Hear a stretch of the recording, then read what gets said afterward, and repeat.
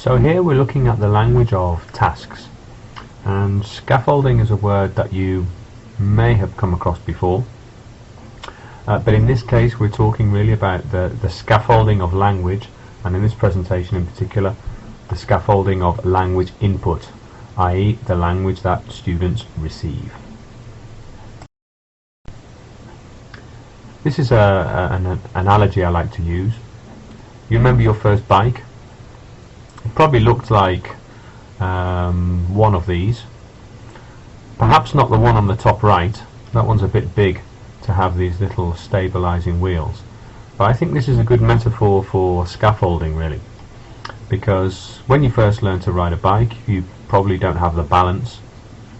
But then an adult further along will hold the back of the bike while you ride, having taken off the little wheels.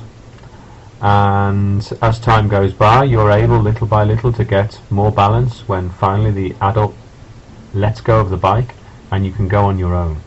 Well, that's a little bit like what scaffolding is, because if we take in this case the comprehension of a text, maybe students further in the future will be able to read a text without much support, but in the beginning we need to scaffold, we need to give them these little wheels so that they have more balance when they're trying to process and understand a text.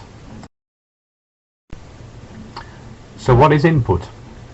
Well, it can be many things. It can be written, it can be a written text, but I don't see text as only being something written in the traditional sense. It can also be something that they can listen to, or something they can watch. There could be a video or a podcast or recording, something like this. And the great thing about using text, the real value of using text, I think, is that language is seen in context, and different subject areas have different discourse patterns, different types of language, different structures and constructions, which in authentic text, even maybe modified authentic texts, can provide great language in context rather than in isolation. And when you see language in context, with the right help, there are a lot of clues that can help you to understand and process it. Now, all of this is part of literacy, all of this is part of alfabetización. So by working with text, by processing them, by using them, we're also helping students become more literate. And there are a whole host of other opportunities that working with text provides.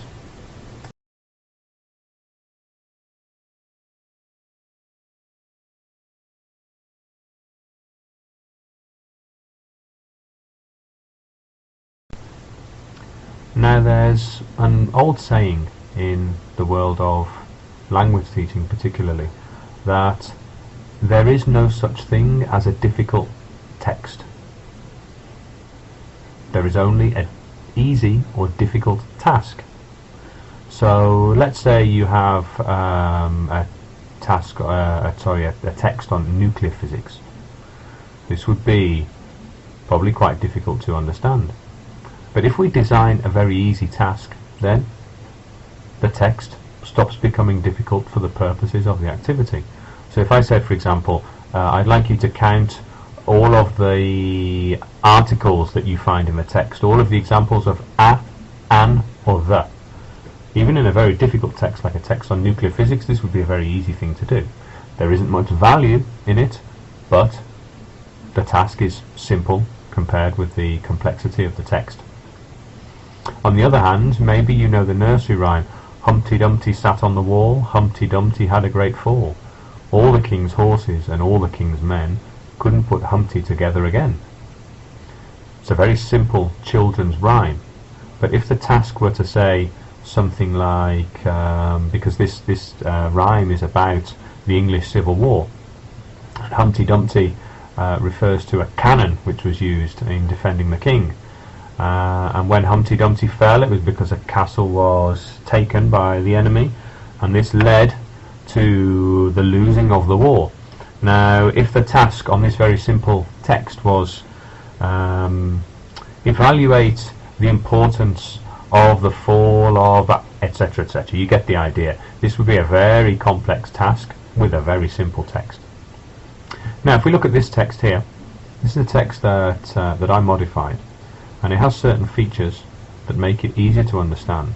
It was originally probably quite a difficult and dense text, but it's been modified in some ways that make it a lot easier to process. Here's the original text.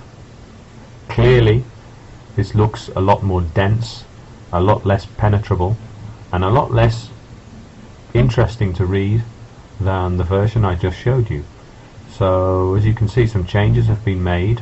It's essentially the same text, but we've done some things to make it a little bit simpler for the learner.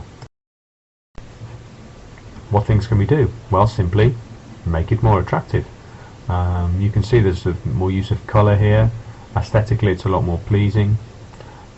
It just looks better than the original, which was just a page of writing. Simple things to change. One of the things you can see is that pictures have been added. This makes a big difference. The pictures are not there only for decoration though. They're actually linked to the paragraphs, to the sections that they appear next to.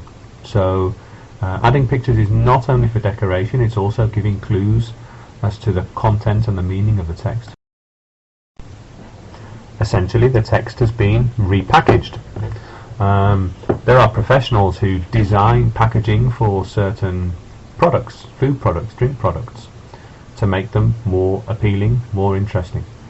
That's what's been done here. It's been repackaged, but also you'll see that it's been broken down into smaller sections.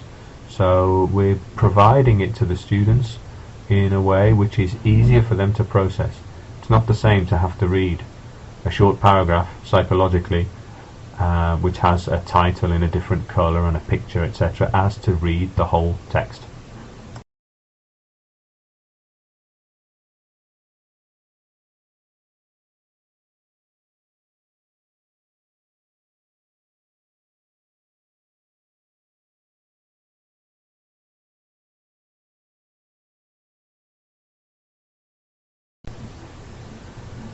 A great way of adding headings is to add them as rhetorical questions.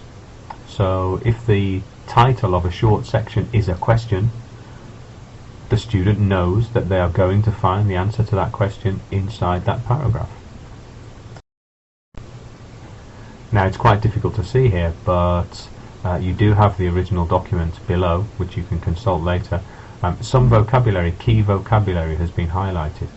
This is what we'll later be calling language of learning. It's the language which is specific to the academic discipline.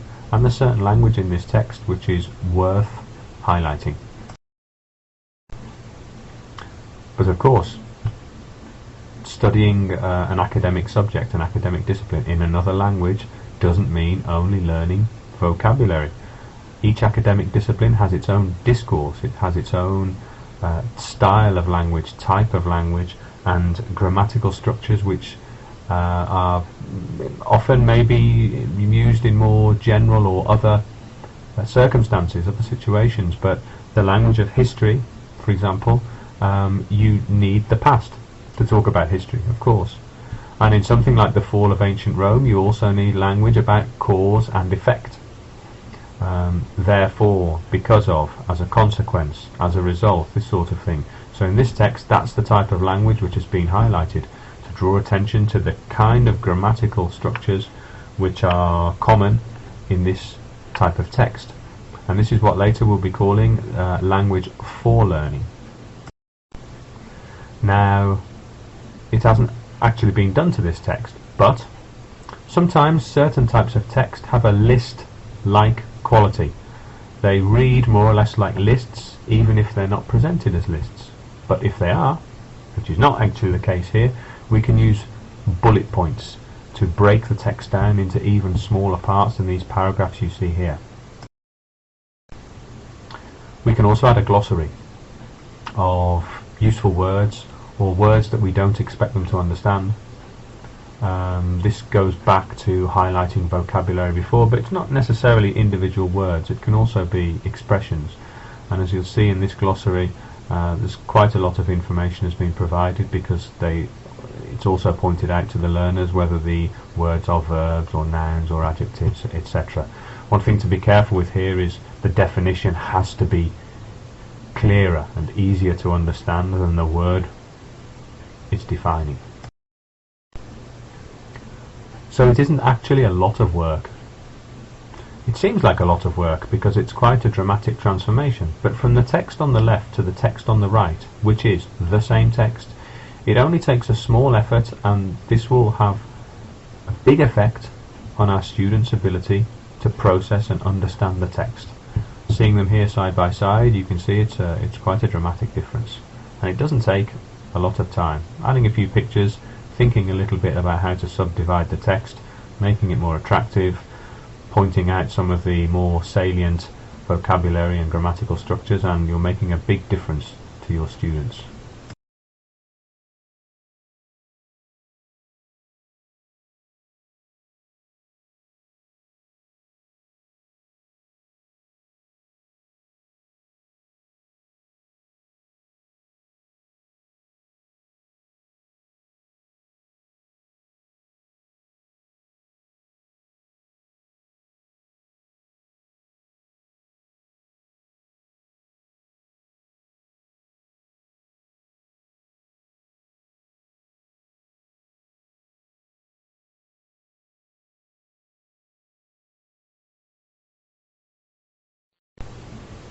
This is a word cloud, and it's been made by putting some keywords from a text that students are about to read.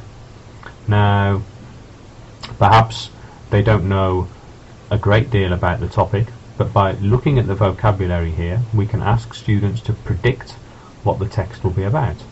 In this case, there are a few keywords, and we see obviously it's about the life cycle of a butterfly. Now, the idea before was to make texts easier to process, but sometimes we can have very good results if we actually make students work harder to try and understand the text. Now, one way to make students work to understand the text is using a technique called dictogloss. This is something which has been borrowed from the world of foreign language teaching, but there are several good reasons why it's a very good activity to use in CLIL contexts. The idea is to take a short text related to the topic. This can be used as an introduction to the topic, as a review of the topic. It can be used part way through a didactic unit. And the idea is to dictate, that the teacher dictates the text, but not at dictation speed with the intention that students write everything down. Rather, the teacher reads it at a normal speed, and students have to try and write down whatever they understand on an individual level. Now, once the teacher's read this a couple of times, students can work together in pairs first and then in small groups to try and reconstruct the text. Now, this might be quite frustrating initially because the learners won't have time to write down everything that they hear, but then we don't want them to, because on a level of cognition, that's thinking, and a level of literacy, working together and helping each other reconstruct the text is a very powerful strategy, because they have to negotiate, guess, perhaps even vote, where some students understood one thing, some students understood another. And what you can do is you can perhaps use different coloured pens so it's clear who's contributed what, or different coloured pens for the first time the teacher reads, the second time, the third time, etc. And then the idea is at the end that each group, cooperative group, has a final text that they've created together. And then analysis can be done with the teacher on the content, on the language, on even pronunciation, listening comprehension, this sort of thing. And obviously it's essential that the students get the opportunity at the end to see the original text and compare it with the one that they've reconstructed. So the question is, in an activity like this, who's doing the scaffolding? Well, the good thing is that it's not really the teacher. It's the learner scaffolding each other. And this is a great activity to do with multiple level groups, where you have some stronger students and some weaker students, because even the